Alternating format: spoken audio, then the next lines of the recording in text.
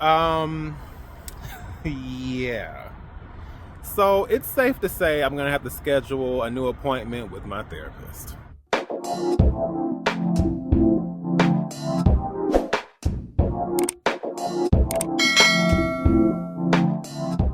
Hey everyone, this is the Movieman coming to you all with yet another parking lot playback. Just decided to give it a little something, mix it up, make this an actual segment, give it an actual title. Let me know what you think. But anyway, I am coming to you all with my thoughts, with the review, with something in regards to the film I just saw.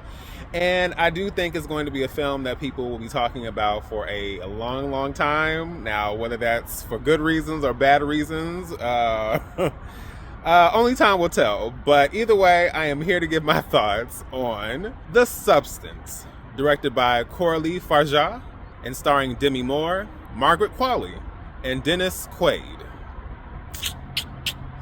Beauty is pain. Right? And I think this film takes that to the extreme. And I also think it takes the concept of your body turning against you to the utmost extreme. Like, whoo, yeah. This just made me look at myself and my physical body and everything I might feel or, may not be the biggest fan of, feel like I can change. Just like, whoo. Well, you know what? I have hope. I have hope. There is still a chance to get it right because this, oh no, I ain't got time. So anyway, to just hop in just with my thoughts overall, as I said, this film is directed by Coralie Fargeat. I am not familiar with her as far as her work, but she did previously make her feature directorial debut with Revenge. Yeah. I gotta see what could have possibly preceded this, because I'm sure this film obviously is taking things to a whole new level. But wow. When it comes to media, when it comes to society, and even when it comes to women hitting 40 and what that can mean for their careers and how that looks, like, I've seen it. I get it, and it's a long history of that kind of stuff. You go all the way back to 30s, 40s, the big Hollywood studios. It's a thing. So I do appreciate, from a modern day standpoint, this film is highlighting that. And like I said, they take it to the extreme. They really, really do. But I do think it was a very significant message to bring forth. I have to say the performances were definitely giving what needed to be given. But good Lord, these are all actors I'm familiar with, but I am not used to seeing them in this light. And that's the whole point of acting. You're not going to play a character that people are used to you seeing, but yeah. All right. So first up, Demi Moore. I grew up watching her, being introduced to her basically watching Ghost and The Hunchback of Notre Dame. And of course, she's gone on to star in all kinds of films. Margaret Qualley, I was familiar with because of the Netflix series Made, which was a tough watch, but such a brilliantly made series. It was one I really appreciated, and her performance in that was so spectacular. And of course, as I mentioned in some of my thoughts for Made in my, I believe it was my 2022 television series wrap up, I did not realize she was Andie MacDowell's daughter. So I know how some people might feel about the whole Nepo baby situation, but I do think she's a really talented actress, and definitely got to see another side of her in this film that, like I said, I didn't see it coming, but there's that. Dennis Quaid, of course, Inner Space and The Parent Trap. Again, another side of him that I didn't really want to see, but I was forced to see because of this film. And I do think that all three performances, as extreme as they were, they did their job. And I do appreciate the fact that they were committed, because this film requires them to do some things, say some things, depict some things that are extremely unpleasant and extremely uncomfortable. So I give them kudos for that. I really, really do.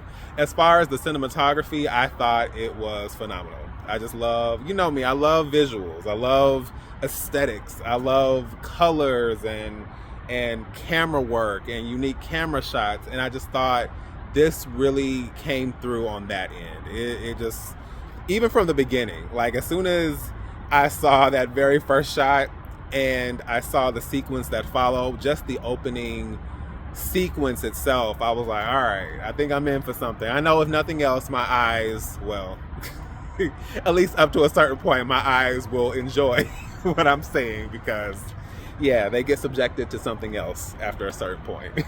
Our cinematographer here is Benjamin Kracun. He has done cinematography for the films Promising Young Woman, Monsoon, and Beast. And like I said, I just think his work really speaks for itself. And I think the production design, the costumes, the colors, I mean, this is another one of those where really this could be on mute in theory, and you could just watch it like it's a painting, because it's just like, there was just so much for my eyes to take in.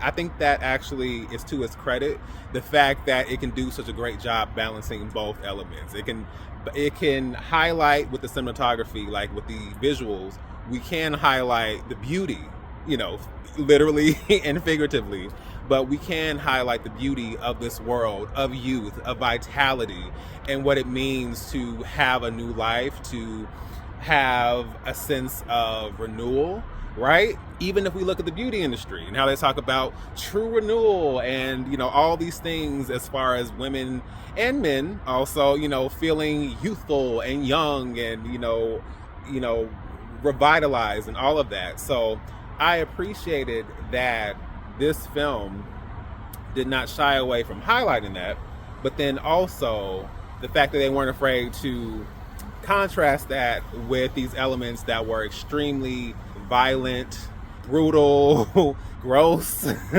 off-putting, all the adjectives. And so I appreciated that we had a little bit of both, and it made you appreciate both elements of how this film was made from that standpoint.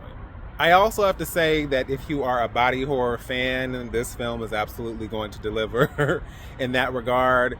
As someone who is a massive fan of The Fly, I can absolutely appreciate body horror in many ways and forms and in many different films. But then on the flip side, there's a part of me that's just like, my poor brain, my poor memory, who can recall so many different thoughts. And so sometimes for me, it's just like, do I want this in my mental Rolodex? No, I don't. But I have to say that this film was another example of why body horror could actually be entertaining.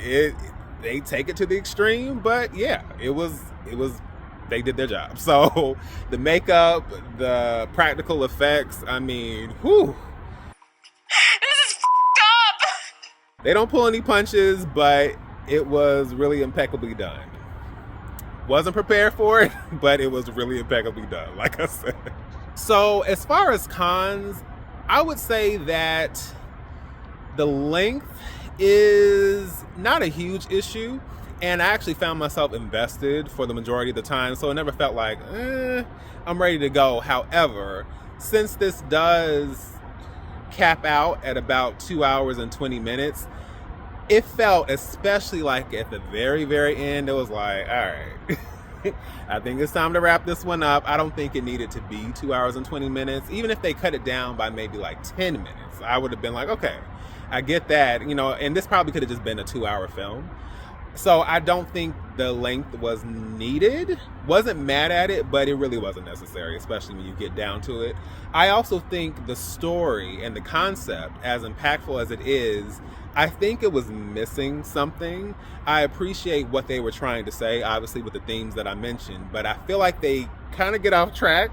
And with that body horror element, where they take things, it's just kind of like, so why are we here? I know why we're here, but it's just, I felt like there was a missed opportunity and just a missed chance to get a little more complexity as far as like what the substance represents and what it really says and what the consequences can be of that. I understand that we see a very obvious consequence of that, but I think there was more to that could have been explored and not such an obvious type of way. So I would say just from that standpoint, I think it misses the mark in some ways.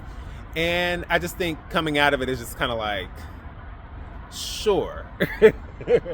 I'm rolling with it. I got what you guys are saying, but was there probably a more impactful, more nuanced, maybe not nuanced, but just a little bit more of a fleshed out, complex way, unique way to probably tell this story outside of just the visuals? Yes. And I would probably say from that standpoint, the substance is probably missing some substance.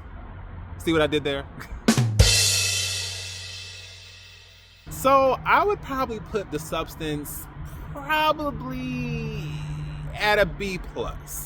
It's almost in A territory. I think they get a little goofy and a little off track at the end, and there's some missed opportunities here, but I just think overall it really was a film I appreciated and enjoyed, simply because with all the shock factor, which I often can't stand, and just the over-the-top element, it really does feel like it's going there, and it's almost succeeding in all the craziness it's trying to accomplish and put forth. So, and also the fact that it was a film I wasn't expecting. You know, the substance, I saw the trailers, but I was like, and walking out of it, I was like, okay, I am not mad at that at all. So I would recommend this if you have a strong stomach. If you don't, you might want to stay far away. But as for me, it was a great time. And to be honest, I'm just glad to be able to add yet another film to my above average, good, better, best, that list. Because like I said, the majority of this year, I'm not going to keep saying it, but you already know. So the fact that I was able to have another experience and I feel like I've been on a roll, it makes me feel good. So maybe as we close things out, we'll end on a better note and I can feel better about my life as a cinephile, because I don't like being the person on the other end of just the general enjoyment of movies. I love movies. I love going to the movies, as you can see. So whenever I feel like that experience is diminished by a film that is not great, it kind of hurts my feelings a little bit. So I'm glad that now I have the opportunity to finally get back on track, and hopefully we will continue on for the rest of the year. Fingers crossed. So, once again, this is D, Movieman, signing off, and I'll see you at the movies.